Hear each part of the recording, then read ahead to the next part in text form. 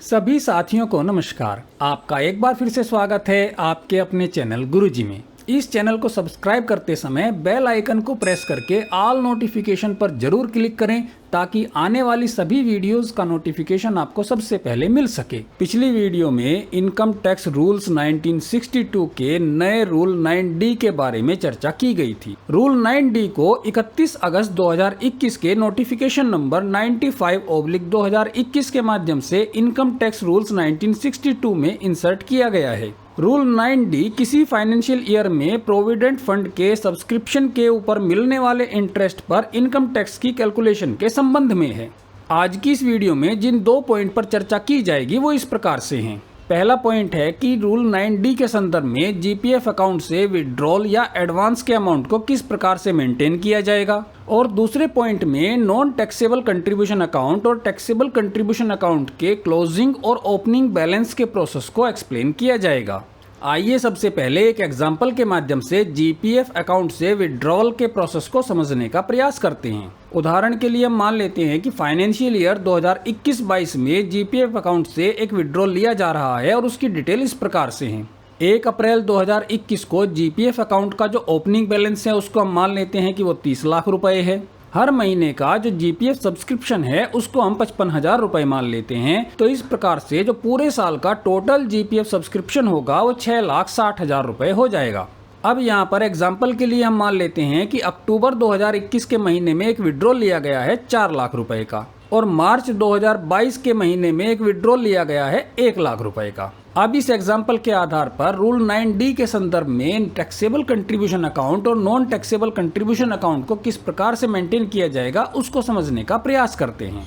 Financial year 2021-22 से GPF account के अंदर दो अकाउंट को मेंटेन किया जाएगा। एक नॉन टैक्सेबल कंट्रीब्यूशन अकाउंट होगा और एक टैक्सेबल कंट्रीब्यूशन अकाउंट होगा। आइए सबसे पहले नॉन टैक्सेबल कंट्रीब्यूशन अकाउंट के बारे में चर्चा करते हैं। इस अकाउंट में जैसा कि हमने एग्जांपल में लिया है कि 1 अप्रैल 2021 को जो ओपनिंग बैलेंस है वो 30 लाख रुपए है। अप्रैल 2021 से लेकर के इस साल में जो जीपीएफ में सब्सक्रिप्शन दिया जा रहा है वो हर महीने 55,000 रुपए का दिया जा रहा है। इस प्रकार से अप्रैल 2021 के महीने में 55,000 रुपए के मंथली सब्सक्रिप्शन के बाद जो इस महीने का क्यूमुलेटिव बैलेंस होगा वो 30,55,000 रुपए हो जाएगा। जीपीएफ पर जो इंटरेस्ट की वर्तमान रेट चल रही है वो 7.1% पर एनम की है। इसके आधार पर एक महीने का इंटरेस्ट है वो 18,075 रुपए कैलकुलेट होता है। इसी प्रकार से हम हर महीने हर मंथ के एंड पर जो क्यूमुलेटिव बैलेंस है उसको कैलकुलेट करते रहेंगे और इस बैलेंस के ऊपर 7.1% की रेट से जो इंटरेस्ट आएगा उसको हम इस कॉलम में लिखते रहेंगे।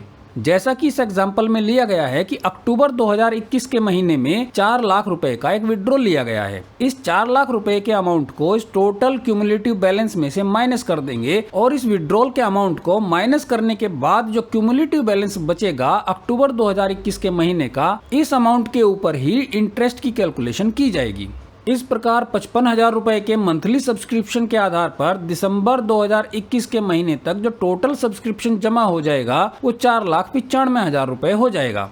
अब जनवरी 2022 में जब 55,000 रुपए का मंथली कंट्रीब्यूशन इस अमाउंट में ऐड किया जाएगा तो जो टोटल कंट्रीब्यूशन होगा इस साल का वो 5 लाख रुपए की थ्रेशोल्ड लिमिट से ज्यादा हो जाएगा।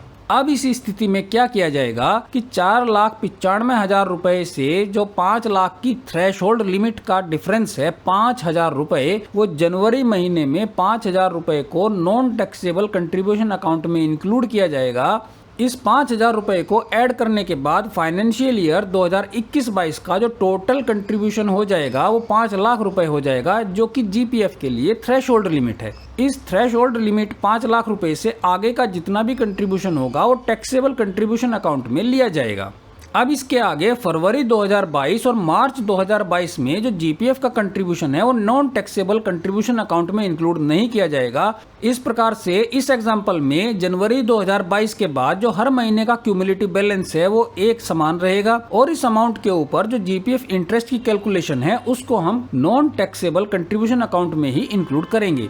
इस प्रकार से इस एग्जाम्पल में हम कह सकते हैं कि अप्रैल 2021 से लेकर के मार्च 2022 तक जो जीपीएफ अकाउंट पर इंटरेस्ट मिल रहा है 2,22,320 रुपए, ये नॉन टैक्सेबल इंटरेस्ट माना जाएगा।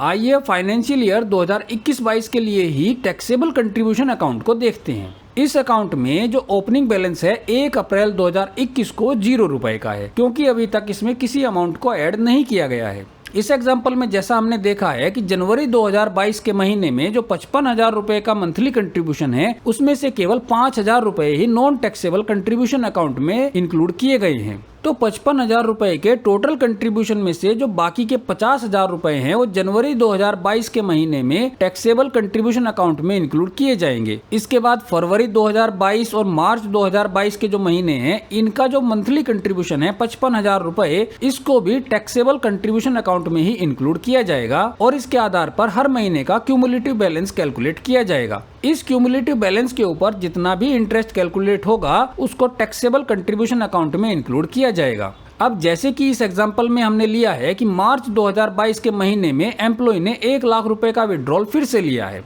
अब यहाँ पर ध्यान देने वाली बात यह है कि जब एम्प्लॉय ने अक्टूबर 2021 के महीने में 4 लाख रुपए का विड्रॉल लिया था, उस महीने में टैक्सेबल कंट्रीब्यूशन अकाउंट में कोई बैलेंस अवेलेबल नहीं था। तो अक्टूबर 2021 के महीने में एम्प्लॉय केवल नॉन टैक्सेबल कंट्रीब्यूशन अकाउंट में से ही विड्रॉल ले सकता था। लेकिन यहाँ मार्च 2022 के महीने में टैक्सेबल कंट्रीब्यूशन अकाउंट में भी 1,05,000 रुपए का बैलेंस अवेलेबल है और नॉन टैक्सेबल कंट्रीब्यूशन अकाउंट में भी 31 लाख रुपए का बैलेंस अवेलेबल है। तो यहाँ पर एम्प्लॉय जब मार्च 2022 के महीने में 1 लाख रुपए का विड्रॉल लेना चाहता है, तो उसको ये अपने विड्रॉल फॉर्म में मेंशन करना होगा कि उसको विड्रॉल टैक्सेबल कंट्रीब्यूशन अकाउंट से लेना है या नॉन टैक्सेबल कंट्रीब्यूशन अकाउंट से लेना है। यहाँ पर ये जाहिर सी बात है कि अगर टैक्सेबल कंट्रीब्यूशन अकाउंट में कोई बैलेंस अवेलेबल है और उस बैलेंस से कम अमाउंट का हमें विड्रॉल की आवश्यकता है, तो टैक्सेबल कंट्रीब्यूशन अकाउंट से ही विड्रॉल को लिया जाना चाहिए, ताकि इस महीने का जो क्यूमुलेटिव बैलेंस है वो कम हो जाए और उसके ऊपर कम इंटरेस्ट की कैलकुलेशन हो। तो इस प्रकार से हम देख सकते हैं कि फाइनेंशियल ईयर 2021-22 में 1,272 रुपए का इंटरेस्ट टैक्सेबल कंट्रीब्यूशन अकाउंट में प्राप्त होता है।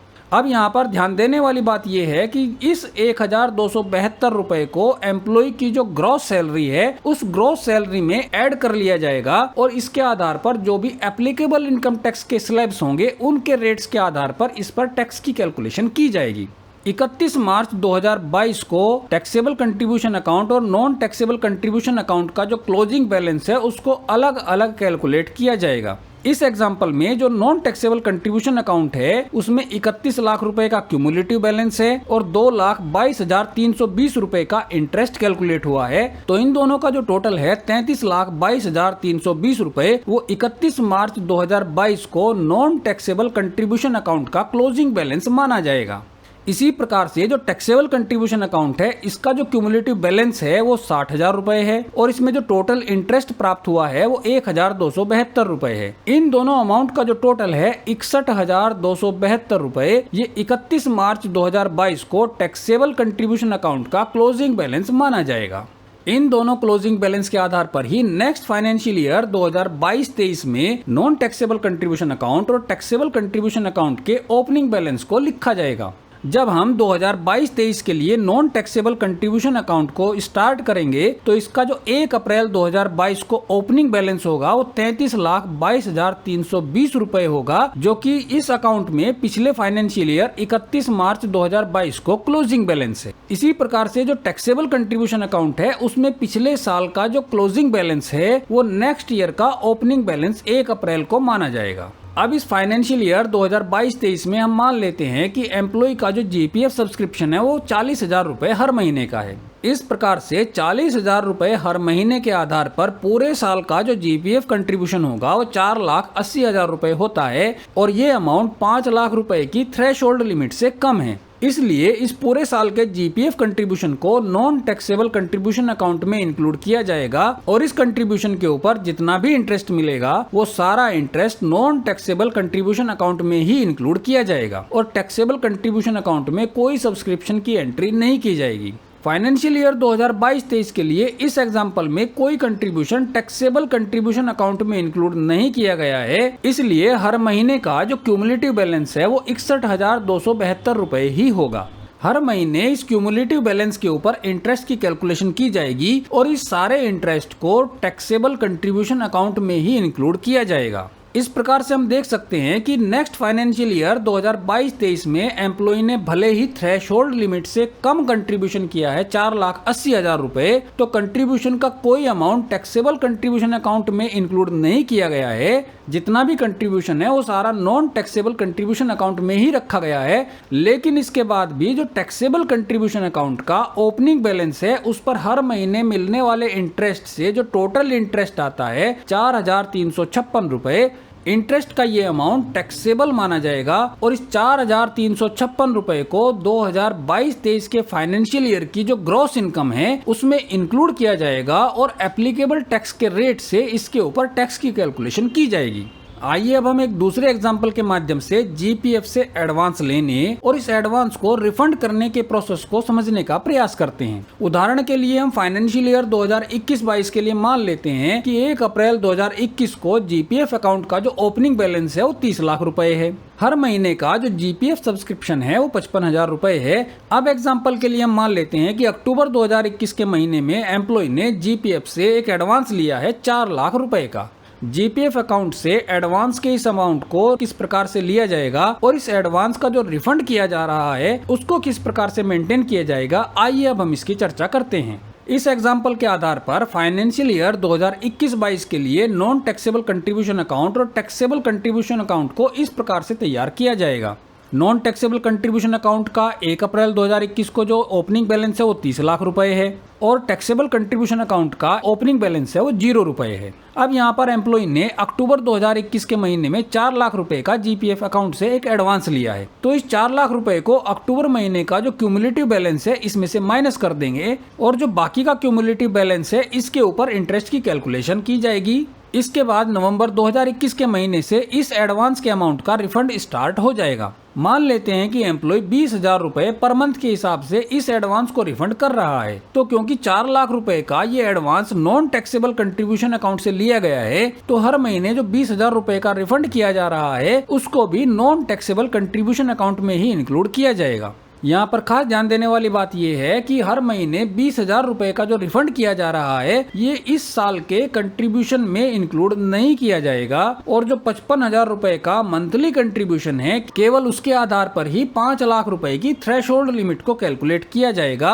रिफंड के अमाउंट को थ्रेशोल्ड लिमिट में इंक्लूड नहीं किया जाएगा। इसी प्रकार से अगर एम्प्लॉय के पास टैक्सेबल कंट्रीब्यूशन अकाउंट में बैलेंस अवेलेबल है तो उस बैलेंस में से भी एडवांस को लिया जा सकता है और उस एडवांस पर जो रिफंड किया जाएगा उस अमाउंट को टैक्सेबल कंट्रीब्यूशन अकाउंट में ही इंक्लूड किया जाएगा और एम्प्लॉय को अपने जीपीएफ अकाउंट से जो भी विड्रॉल लेना है या कोई एडवांस लेना है तो उसको अपनी एप्लीकेशन में ये मेंशन करना होगा कि उसको अपना ये विड्रॉल या advance non taxable contribution account से लेना है या टैक्सेबल कंट्रीब्यूशन अकाउंट से लेना है। यहाँ पर ध्यान देने वाली बात ये है कि अगर एम्प्लॉय के टैक्सेबल कंट्रीब्यूशन अकाउंट में सफिशिएंट बैलेंस मौजूद है और उस बैलेंस से कम अमाउंट का ही विड्रॉल या एडवांस की जरूरत है तो एम्प्लॉय को टैक्सेबल कंट्रीब्यूशन अकाउंट में से ही एडवांस या विड्रॉल लेना चाहिए, जिससे कि इस टैक्सेबल कंट्रीब्यूशन अकाउंट में जो टैक्सेबल इंटरेस्ट कैलकुलेट हो रहा है इसका अमाउंट कम हो सके और कम अमाउंट को ही इनकम टैक्स के लिए कैलकुलेट किया जा सके। आशा है कि ये वीडियो टैक्सेबल कंट्रीब्यूशन अकाउंट और नॉन टैक्सेबल कंट्रीब्यूशन अकाउंट में एडवांस और विड्रॉल लेने की प्रक्रिया को समझाने में जरूर सफल रही होगी।